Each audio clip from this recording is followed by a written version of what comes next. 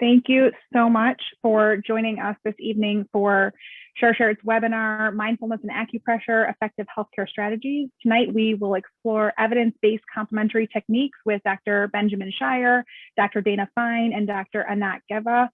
I am Eve Kleinerman, our Illinois Regional Director at Share. And for those of you who don't know about Share, we are here to help women who are facing breast and ovarian cancer, as well as those who are at elevated genetic risk through free, confidential, and personalized support and resources. We provide health education throughout the country through webinars like this evening, and you can access all of our prior webinars on a range of cancer-related topics, as well as access our calendar of upcoming virtual programs through our website. The link to those programs should be in the chat box now. And before we begin, I just want to cover a few housekeeping items. Tonight's webinar is being recorded and will be posted on Share's website along with the transcript. Participants' faces and names will not be in the recording as long as you remain muted. If you would like to remain private, you can turn off your video and rename yourself, or you can call into the webinar. Instructions are in the chat box now for both of those options. You may also have noticed that participants were muted upon entry. Please keep yourself on mute throughout the call. And if you have questions for the speakers, please put them in the chat box either publicly, or you can click on Share It in the chat box, which would be to me or to one of our staff members labeled Share It, to submit a private question, and I will ask them throughout the program. We have received many questions in advance, so we will do our best to get as many questions answered as we can. And we will also send out a follow-up email with any tips and recommendations from today's webinar with the recording in the next week or so. As we move into the webinar itself, I also want to remind you that Share is a national not-for-profit cancer support organization and does not provide any medical advice or perform any medical procedures. The information you will hear this evening provided by Share and our partners is not a substitute for any medical advice or treatment or for specific medical conditions. So you should not use this information to diagnose or treat a health problem. If you do have any questions that are specific to your medical care, our speakers this evening may not be able to advise regarding those specifics and would instead advise that you speak to your medical provider. As always, seek the advice of your physician or qualified healthcare provider with any questions you may have regarding a medical condition. We want to thank our generous sponsors for this evening's program: Merck, Daiichi Sankyo, the Cooperative Agreement, BP19-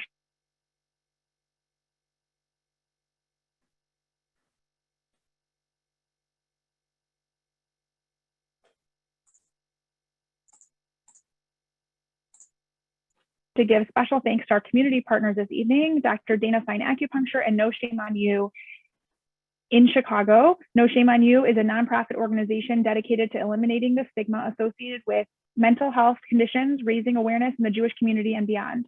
No Shame on You's goal is for people who need help to seek it, for family members and friends to know how to provide proper support and to save lives. Before we get started,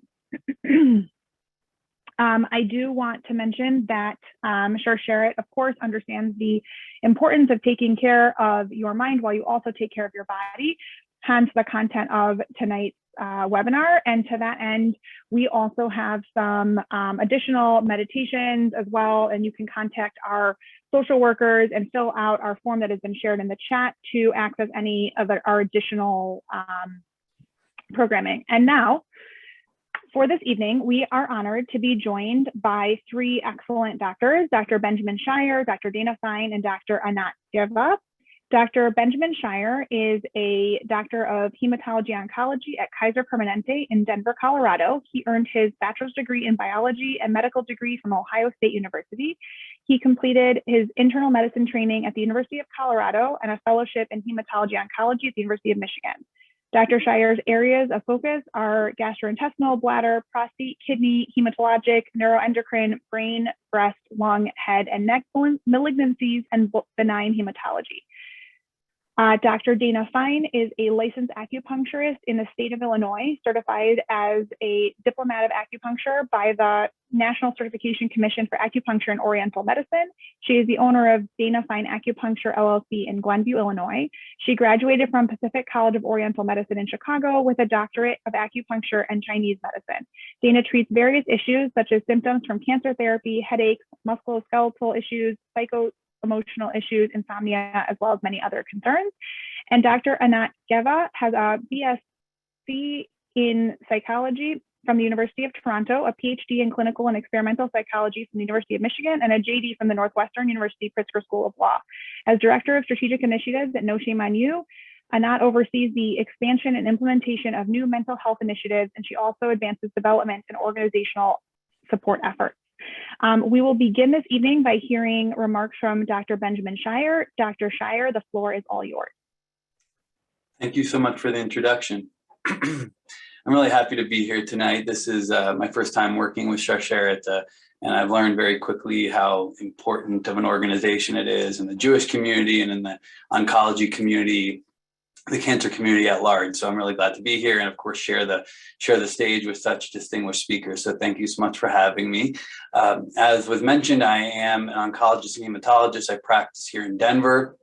I have a very broad practice, but one of my focus areas is in women. I treat women with breast cancer, also ovarian cancer, among other gynecologic cancers. So when I heard the topic for tonight's talk, I thought, this is a very interesting topic to me. I continue to learn and engage in learning about complementary treatments and how, and really that stems from the place that my patients are telling me that they have more and more interest in them, and they ask more and more questions. And we're spending a lot more time in our consultations and our visits exploring therapies for cancer and for support beyond chemotherapy and targeted treatments and the things that I prescribe.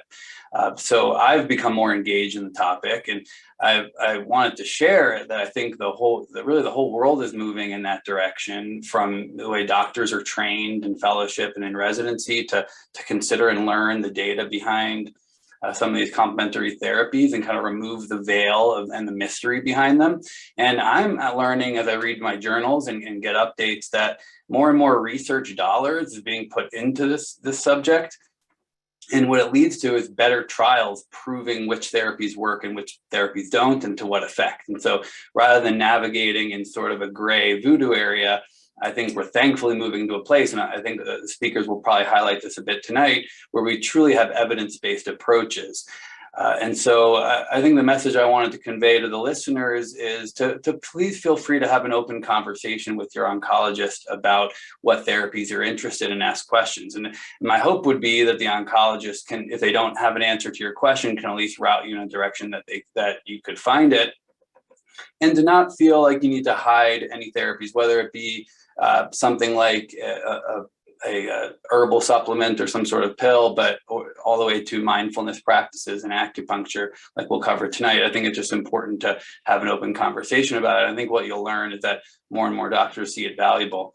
I think in particular, women being treated for breast and ovarian cancer are ripe candidates for these therapies. And the reason I say that is because the women going through these treatments, they're often in the long haul. Whether you're diagnosed in the early stages or the more advanced stages, treatments often go across many months, if not years, across multiple modalities with a lot of different mounting side effects and toxicities.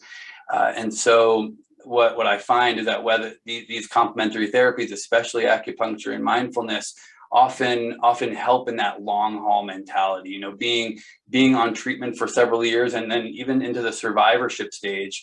I think these therapies have a lot of value.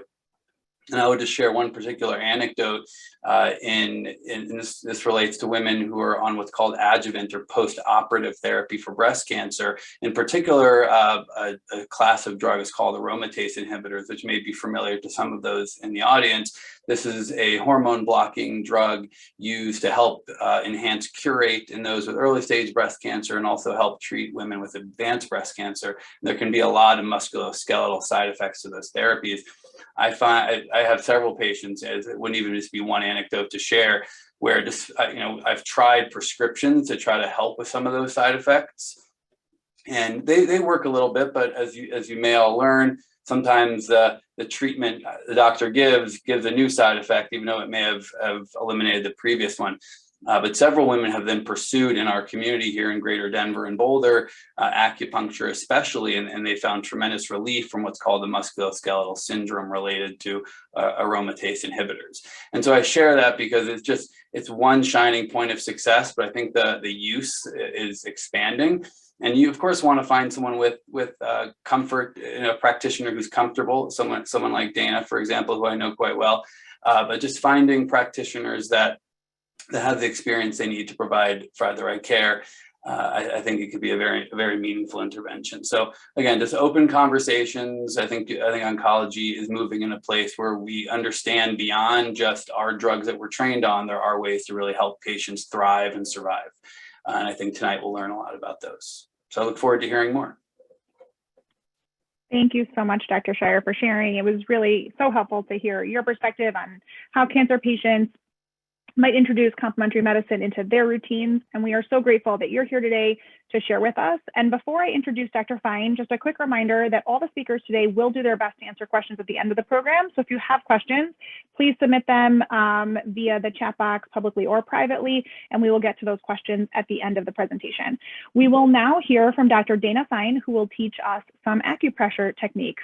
Dr. Fine, the screen is all yours. Everyone, thank you for everything everyone said. I am going to share my screen now because I have a presentation for you guys. So hi, everyone. I'm Dr. Dana Fine. I have a practice in Glenview, Illinois. A little bit about me. I also attended The Ohio State University with Dr. Shire. And after that, I got my doctorate at Pacific College of Oriental Medicine, and I treat patients with various issues. And a lot of patients I see are cancer patients who come to me with all different signs and symptoms. And I just want to make it clear that I treat the signs and symptoms from cancer treatment. I'm not treating cancer, I'm treating the signs and symptoms from cancer treatments. So cancer and Chinese medicine. So within Chinese medicine, acupuncture and acupressure is one small part of it. There's also, if you were to go see acupuncturists, they would do moxibustion, which is a heated mugwort that can be used to help patients with numbness and tingling, which is what I see a lot with patients. And it helps with energy. There's Tui Na, which is a form of massage that can help with musculoskeletal issues. And then if done by a trained Chinese medical practitioner, cupping can be very useful. And as well as herbs, which can, if you see a trained herbalist, can also help with cancer treatments. Acupuncture has been around for 3,000 years. It uses specific points along the body to help treat imbalances. The points in acupuncture are designated to specific organs, but it doesn't necessarily mean that that organ is the organ that you are having issues with. So just in case your acupuncturist says that. But for example, if you have someone who is having difficulty falling asleep, a lot of times we'll use the pericardium or the heart channels to help them, which is along the arm, to help them fall asleep. So that it doesn't always correlate in your head, like, oh, I'm going to treat the heart to sleep, but everything makes sense within the Chinese medical terms. Acupuncture needles are very, very thin. About 35 to 40 acupuncture needles can fit into one hypodermic needle. So a lot of times when people are going through cancer treatments, they are just done with needles. That's what I find a lot, especially because acupuncture can sometimes hurt, especially when you are going for musculoskeletal issues and you get sensations from the insertion. Sometimes you could get a warm feeling, a tingling feeling, an achy feeling. If you can get a slight prick, if the prick keeps going for a long time, then you want to have a reinsertion. But just so you know, because I understand that during cancer treatments, the acupuncture needles can be a little bit, you just don't want them anymore. So that's why we go to acupressure, because acupressure is basically the same thing, just without needles. Obviously, acupuncture would be a little more successful because it is going further, it's going deeper in, but acupressure is a wonderful, wonderful treatment that can go along with it and kind of make you more at ease. So these are the different symptoms that I usually see with cancer patients. These are the main ones. Obviously, there's a lot that I see with it, but insomnia, I would say, is the number one issue that I see with my patients that are going through chemotherapy and radiation. And within the insomnia umbrella, it can be difficulty falling asleep, staying asleep, or both. Or sometimes it's even like people who have an issue that they sleep all day and then they can't sleep at night. So it's about resetting your sleep cycle. So these are just, these are 3 hints that I use with patients to help sleep. 1, especially when you're going through cancer treatments, always sleep with socks on. 2, make sure that there are no technical devices in your room. Take out your phones, iPads, your computers, your TVs, everything from your room, because the light is not good for your eyes. You want at least an hour before bed for your eyes to not have artificial lights. And then I'm very excited for the mindfulness practice afterwards, because meditation and mindfulness is also a wonderful way that we can all have better time, an easier time sleeping.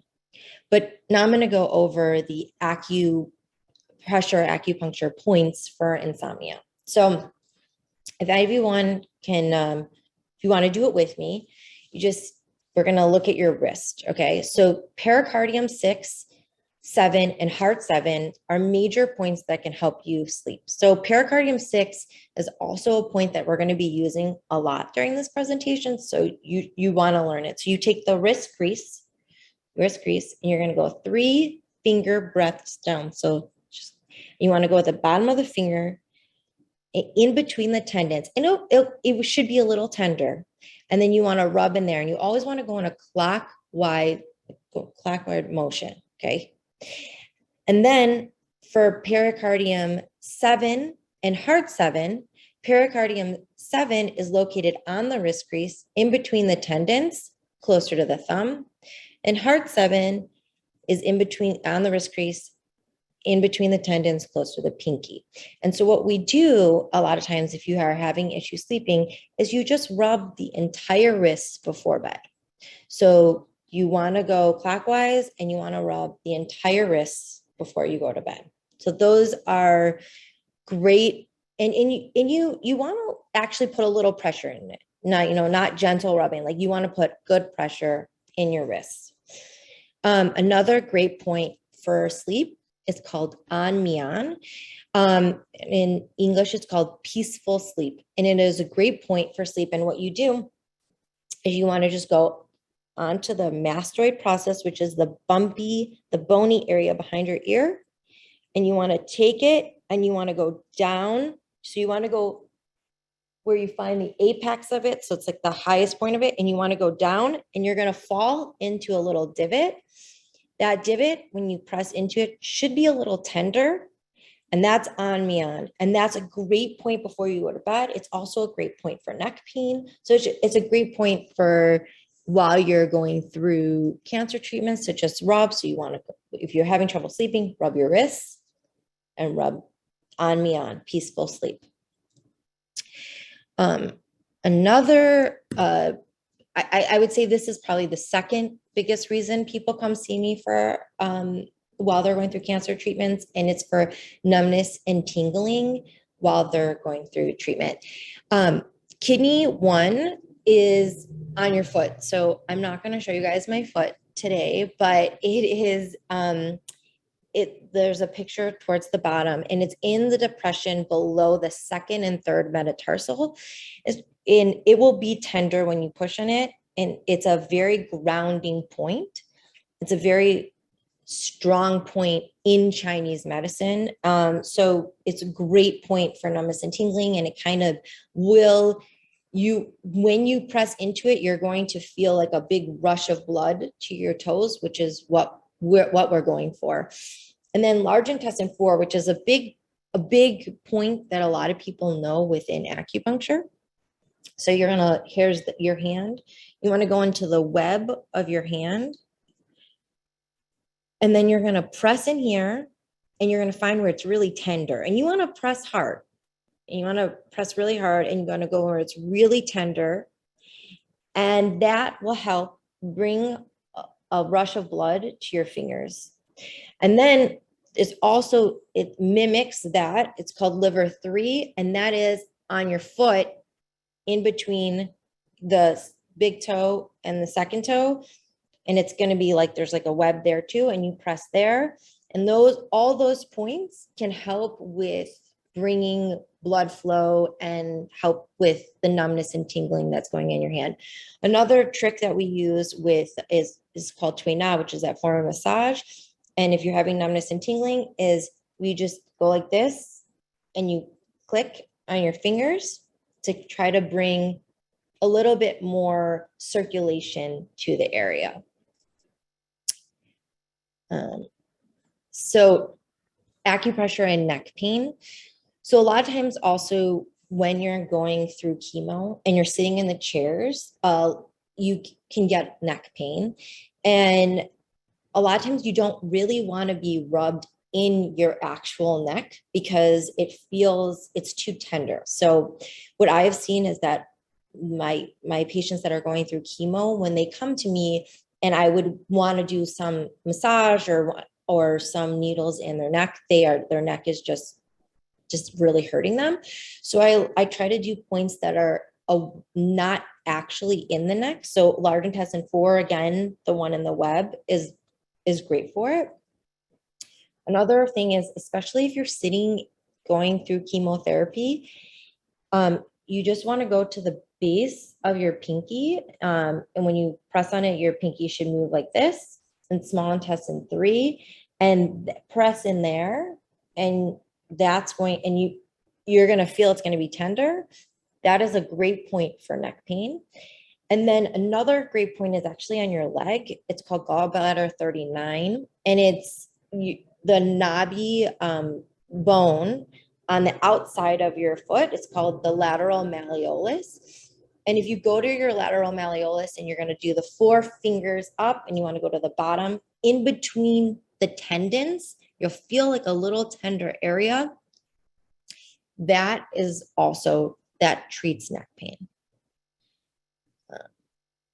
So for nausea, this is very common that people have nausea while they're going through chemotherapy, and a lot of times they have vomiting. And we want to go back to Pericardium 6. So that's the one that's 3 finger breaths down, and you want to go in the middle, and then you just want to rub in there, and you want to rub in there often. What I a lot of times recommend to patients there's these things called C-bands. Get them on Amazon, and they actually go right into the point. And while you're going through chemo, if you keep those C-bands on, they will also help they're going to put pressure on your wrist, which is going to help you with feeling a little bit more relaxed. And then they will also help with nausea. 2 very important points that you should just use every day if you to stay healthy are spleen 6 and stomach 36. So spleen 6 is a point that it's the medial malleolus, which is that knobby point on your foot, but in the middle of your foot, so like closer to your inner parts of your legs. And you want to go 3 finger breaths up again. And it's going to be in the middle, and you'll feel a divot, and it will be sensitive. And you're going to feel like if you just go off the medial malleolus and you run your finger down, you're going to feel a divot, and it'll be sensitive. And that point is for abdominal pain, headache, vertigo, and any menstrual concerns. So it can help with if you're bleeding too much, if you're not bleeding, it could help just relieve any menstrual concerns, cramping. So it's just a great point to just use even after cancer, just to use. And then stomach 36 is probably, I would say, the most popular point in acupuncture. A lot of people take the moxibustion, which is the heated mugwort, and they heat this point every day.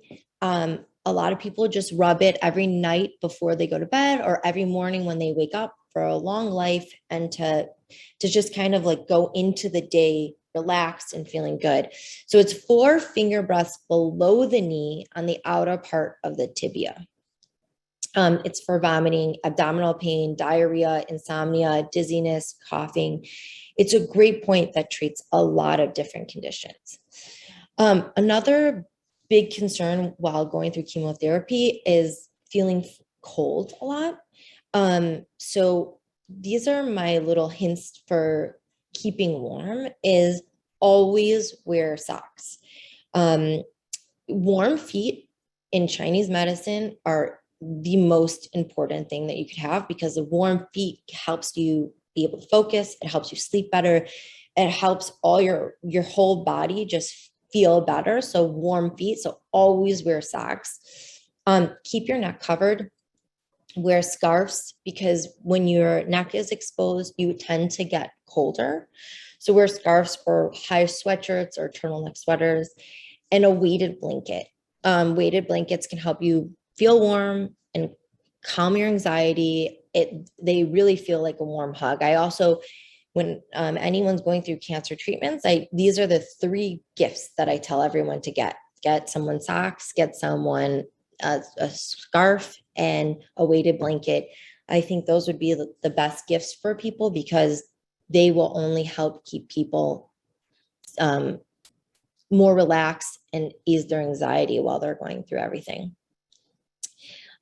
These are just 3 teas that can help, but I always say that consult your doctor before drinking herbal tea. And just like Dr. Shire said, it is okay to be honest with your doctor about wanting to drink teas and to do acupuncture. A lot of times they are so relieved. And in Chicago, I know I work with a lot of doctors where they send me patients and we work together, and they are open to you asking, like, I want to try acupuncture. They're most of the time will be open to it. And so, we will communicate with each other. If it's okay with you, then, and you tell me I can communicate with your doctor, we could communicate with each other. I have the knowledge about the herbal medicine that I could speak to him or her about it. And it's just an open communication, which most doctors want to have, because they want the best thing for their patient. So with consulting your doctor, if you can drink herbal teas, cinnamon tea helps warm the body. So for patients that are cold a lot, cinnamon tea is great, especially at night before you go to bed. Chamomile tea is literally the jack of all trades tea. It is the best tea, and it helps calm the stomach. For anyone who has nausea, chamomile tea is phenomenal. It adds energy. It also eases anxiety. So it can help you sleep at night, because it can help with easing anxiety. And then ginger tea, ginger chews, all that is great for patients that have nausea while they are going through chemotherapy. If you could stomach it, I feel the ginger tea is easier to stomach than the ginger chews, which are so strong. So that's why a lot of times I recommend the ginger tea. So I wanted to thank you all for listening to me. I really appreciate Sharsheret for having me. This means a lot to me. Sharsheret has been wonderful for my family. And so I really, really, really appreciate being here. And I saw this quote that it says, I ask not for a lighter burden, but for broader shoulders. So I hope that we can help make your shoulders a little broader while you're going through everything. So I really appreciate you having me and listening. Thank you very much. Thank you so much, Dr. Fine, for teaching us so much helpful acupressure information and methods that we can all try to incorporate into our own self-care routines. And I also want to thank you for providing the PDF sheet that has been shared in the chat that will be good for easy reference for everybody participating this evening. I now want to introduce Dr. Anat Geva of No Shame on You, who will guide us in mindfulness techniques. Dr. Geva, the screen is all yours.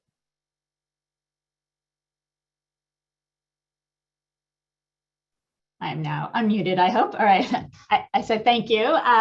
Actually, I want to point out that unlike Dr. Fine and Dr. Shire on this panel, I went to the University of Michigan. That even though we likely cheer for different football teams, we're probably quite united in our belief that that the best approach to healing the body and the mind is a holistic one. So I am delighted to be here and delighted to be talking with them.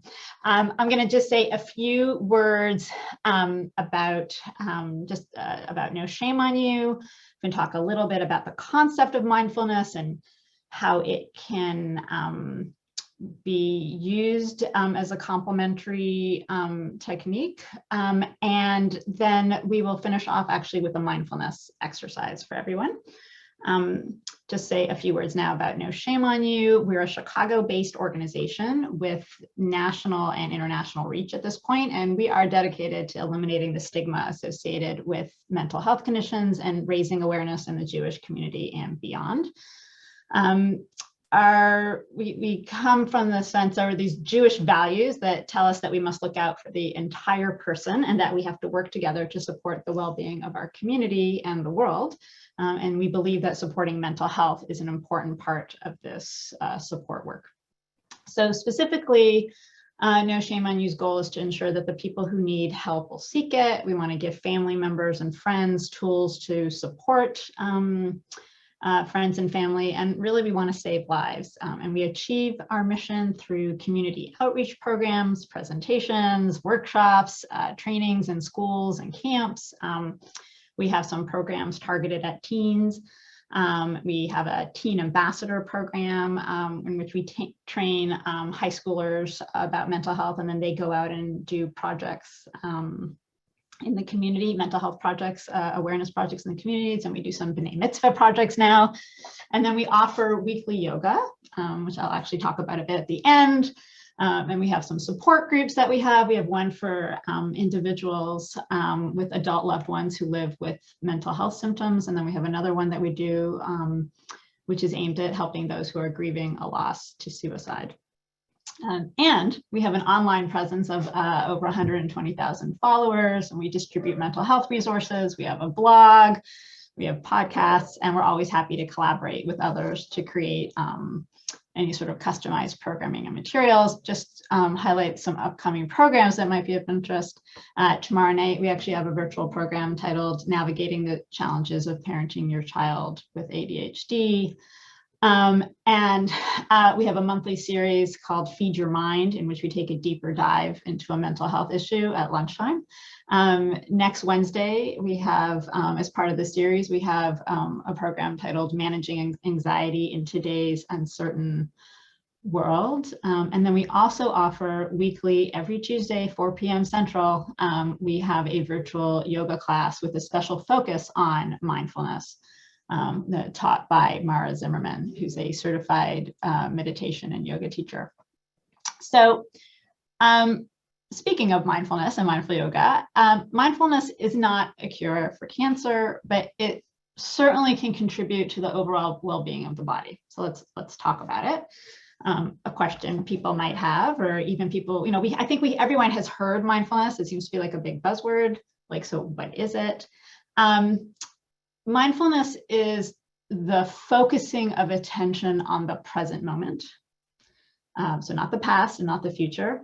And then in that moment, adopting a stance of curiosity, openness, and acceptance. So participants who are engaging in mindfulness are engaged to become aware of their thoughts and feelings and sensations.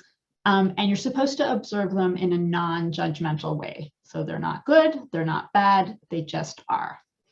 Mindfulness is not about stopping to think altogether or to completely blocking out any sort of unpleasantness in order to be relaxed. And that would actually be impossible for many people. It's really based on the philosophy that a full and non-judgmental experience of the present moment creates positive outcomes for well-being, even in the midst of a health challenge. Mindfulness meditations, they originate from Eastern religious traditions, right? So,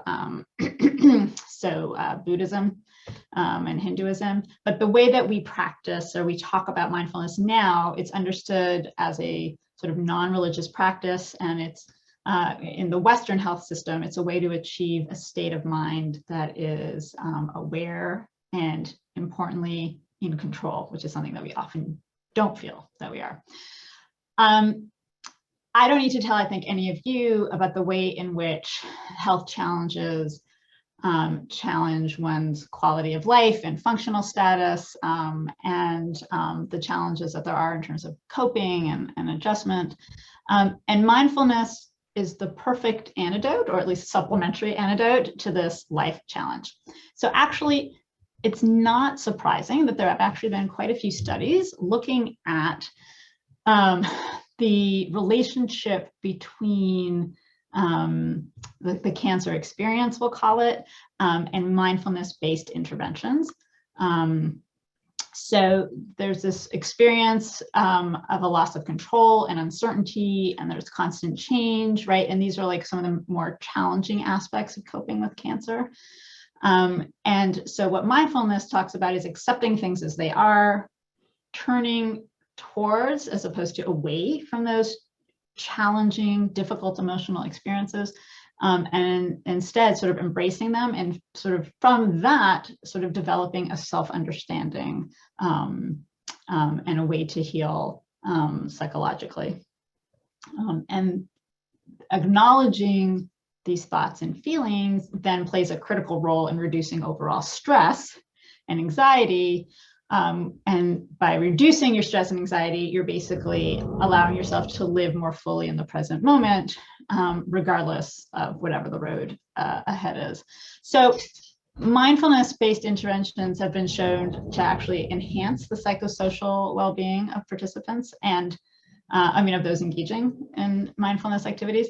And keep in mind that there's this really well-established relationship between psychosocial factors and immunology functioning, right? So, and we know that sort of interventions in sort of immunologic functioning actually then play a role in coping with cancer. So it's actually not surprising then to find that people who live with cancer, or who are remission or currently cancer-free, who engage in mindfulness practices, show significant improvements in a long list of outcomes. So people who engage in mindfulness practices, who are dealing in some capacity with cancer, have been shown to have decreased depression, decreased anxiety, better coping strategies, decrease in gastrointestinal symptoms, decreased fatigue.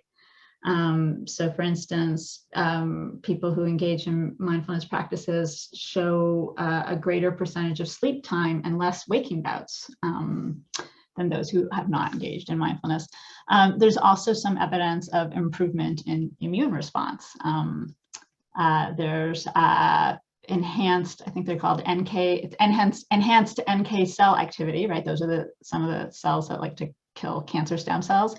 And there's also one study that I really liked that looked at people engaging in mindfulness during chemotherapy. And it showed that compared to the control group, the mindfulness group showed an increase in cortisol, which is our stress hormone, but actually it's a good thing, since what it means is that the hypothalamic pituitary adrenal, or the HPA axis, is now responding more effectively to maybe other stressors that the body is encountering. So we see that by helping to regulate emotions and allowing a patient to work with the physical pain in the body, mindfulness can actually bring a sense of peace to many people living with cancer, or a greater sense of peace, right? So mindfulness, like what are some exercises? There's breathing methods, there's guided imagery, all sorts of practices that relax the body and mind to help reduce stress. There's paying attention, literally just slowing down, taking in the experience of your environment with all your senses. So there's touch, sound, smell, and taste.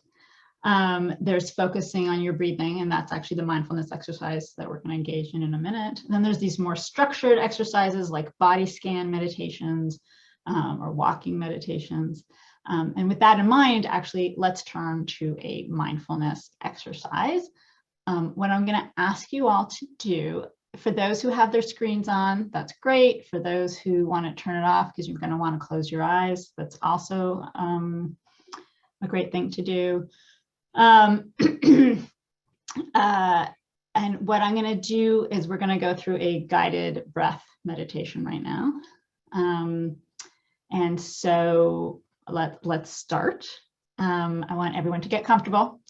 So that means you can, be sitting on a chair, you can be sitting on the floor, you can be lying down, and find a place where you can have some quiet and a place where you can close your eyes or at least lower your gaze, so that you can focus softly on whatever is in front of you. So sit in a way that you feel relaxed, but also alert, right? With your back straight, but not strained.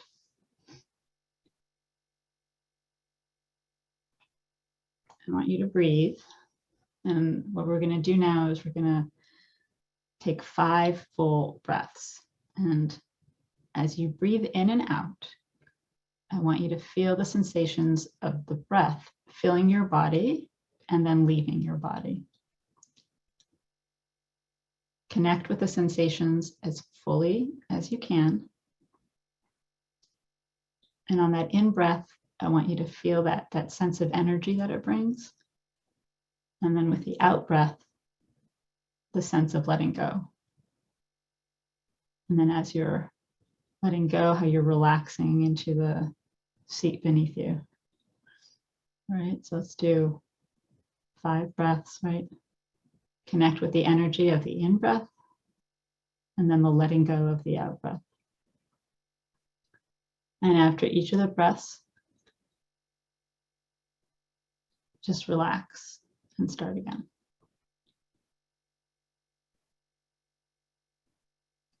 And when you're done with the 5 breaths, I want you to let your breath return to its normal rhythm, but keep paying attention to the sensations of breathing in and out.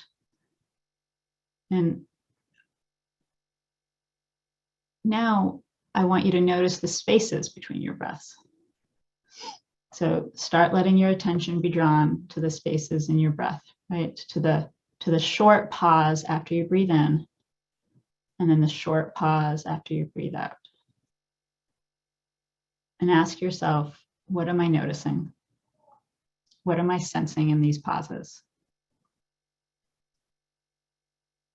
And you'll notice that even if you have no thoughts, you're still aware that you're in a quiet pause, in a quiet space. And if your attention wanders,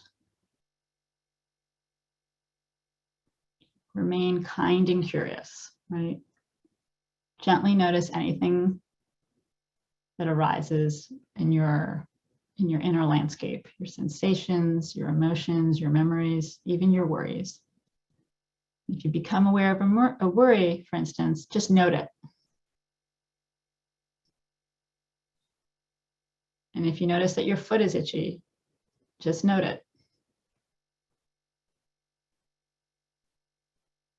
And I want you to think, am I trying to suppress my experiences? Am I judging them?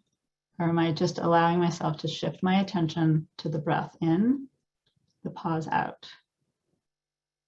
Don't let your mind pull you into the future or into the past. Just keep bringing your attention back to the breath, because that's what's going on right now, here and now. Now keep going. And with each breath, let your attention rest for a moment longer in the pauses. You can maybe even try to hold your breath for a fraction longer to just make that pause a little bit longer, but without any strain or without feeling out of breath. And if there's any sense of stress or anxiety, just keep focusing on that, refocus on that breath sensation, right? Be curious about it. Be curious about your physical sensations and just note the relaxation. And note how your body's expanding and contracting with each breath.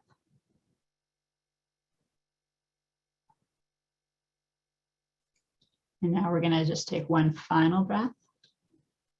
Breathe in, feel the energy. Notice the pause and the space, and then breathe out in silence. And now you can finish and take that last breath. So that practice of attending to your breath and attending to the space, it's like a metaphor for everyday living, right? So in the same way that you can choose to put your attention in this practice, you can choose where you're going to put that practice in everyday life, right? So instead of focusing on something that was troubling or an upsetting emotion, instead you made a decision to focus your attention in this sort of space between the breaths, or the space of the, or the action of the breaths. And hopefully you came back just a little bit more grounded and a little bit more refreshed. And while you can't change many of the challenges that life throws at you, right, you can practice mindfulness to help you better handle the stressors, right? Mindfulness is not a cure for cancer, right? But it, as I said, but it can contribute to the overall well-being of your body and your mental health. There are lots of resources. I'm gonna, if it's okay with the folks at Share, I'll just put in the chat some links to places that do some mindfulness work, or at least that will connect you to mindfulness apps. There are so many, there's actually quite a bit online. I mean, even, I keep saying, like, even Peloton has the mindfulness meditations, which I will tell you, I can't tell you how many times I tell myself I can't fall asleep, and then I do one of the body scans and I don't even remember, you know, when it ended. So I highly, highly recommend. And so I'm going to put them right now in the chat. And with that, I will turn it back to Eve. Yeah, thank you, Dr. Geva. And also, if you will send those over to us, we can share that in our post-webinar resources as well. And I want to thank all three of our speakers this evening, Dr. Shire, Dr. Fine, and Dr. Geva, just so immensely for educating us. Your demonstrations and explanations were so helpful, and I'm sure that all of us feel much more equipped to consider using these techniques in our own self-care routines. And I now want to go to some of our questions from this evening. For starters, Dr. Fine, when you were talking about holding pressure, how long should one hold pressure? Is that like a 5-second hold, a minute more? And is it, if you can also address, like, is it better to do one hand versus the other, one foot versus the other, one wrist versus the other? You could pick either which wrist, which hand you want to do. That doesn't matter. So you could pick either side, just, you know, pick one side. You could do both. That's not, when you're pressing on it, really, honestly, like, you want to, let's say we're doing Pericardium 6 for nausea. You just want to do it until you're kind of feeling better. It could be like you're sitting and watching TV, or you're sitting and someone's driving you and you're rubbing the point. There is really no set time for how long to do it, for when to do it. I always tell people that when I do it, I would always do it when I was just throughout the day. And you could just do it whenever you want. And before bed, it could honestly be like 30 seconds. Just rub your wrists for 30 seconds, and then do the mindfulness and get yourself to sleep. Those are just, there is no set time, and there's no set arm or leg. It's really whatever you feel more comfortable with doing. Great, thank you. And Dr. Shire, a question came in about how a woman could advocate for herself if her medical oncology team does not encourage other complementary medicine options. Do you have any suggestions for patients? Thank you for that question. And just a comment to the audience for being here. I want to thank you all. It takes a lot of courage, whether you're going through cancer therapy yourself, you're a caregiver, or just showing interest in getting better and stronger. I really applaud you all for being here. It takes great resilience, and you're here to learn. So I'm happy to help as any way I can. To answer that question, that can be an awkward dynamic and a challenge. I still think that I would kind of push back to encourage an honest conversation, almost set up a follow-up visit just to have a discussion about that, because I think just identifying the barriers may really help. Sometimes it's a time crunch. In these visits, we have a lot to go over, whether it be scan results, lab results, chemotherapy treatments to review. There's a lot on the plate. And so it may be you feel this sense of dismissiveness because there's just no time, and there may be other hurdles, but I think having an honest conversation. And when push comes to shove, I do feel like within a larger practice there, maybe even as simple as, hey, I'm interested in a second opinion and someone who does have an interest in that field. And I think you can do it tactfully. We're open to that in our group, that sometimes the fit's just not right, and you have to find someone that does. So those would be my piece of advice. Great, thank you. And Dr. Geva, we had a question on what your thoughts are relating to cognitive behavioral therapy and whether that could be used with mindfulness. Yes. So in short, the answer is yes. I'd say, again, sort of not knowing all the details of the actual treatment and whatever else is going on, CBT, DBT, these are all treatments that are evidence-based. And there's also, by the way, there's cognitive behavioral, there's mindfulness-based cognitive therapy as well, which is sort of a mix of the two. And actually DBT, which is dialectical behavior therapy, is a kind of CBT, is a kind of cognitive behavioral therapy that actually very explicitly includes mindfulness and validation and acceptance. And so, the general concept of bringing in the two is pretty well researched and has been shown to be pretty effective. So yes. Great, thank you. And I know that we did receive many questions this evening, and so we are going to ask the doctors if they're willing to answer the questions offline, and we will send those answers in our follow-up email later this week. But I am going to ask one last question to Dr. Fine. Is there an acupressure point that can help address hot flashes? Because that is something that affects many of our callers. Yeah, so with hot flashes, the reason that I didn't do acupressure is because usually that has to be done with acupuncture and moxibustion. So you can't, it is much more effective if it is treated with acupuncture. So that's, you can try to rub a point above it. It would be, again, and the inner part of your leg. It's called kidney 7. You could also look it up, or kidney 3, but those points are much better if you have acupuncture and you have moxibustion. So. That absolutely makes sense. As I mentioned, I know that we did have many questions that we didn't get to this evening, but we are going to send out some answers to those questions in our follow-up. So please keep an eye out for that. And again, I really want to thank our 3 speakers this evening, Dr. Geva, Dr. Fine, Dr. Shire, and to our partners, No Shame on You. This really was amazing. We learned so much from you, and we are feeling so much more knowledgeable just after this presentation. And I would ask if you have a moment to please fill out our brief evaluation survey that is right now linked in the chat box. Our evaluations really do inform our future programming, and we thank you so much for taking the time to fill that out. And please never forget that our Share social workers and genetic counselor are here for you and your loved ones. Share provides emotional support, mental health counseling, and other programs designed to help navigate you through the cancer experience. All of our programs are free, completely private, one-on-one, and our phone number and email have again been linked in the chat box. You can also access any of the webinar recordings from past transcripts, as well as this one will be up soon on our website.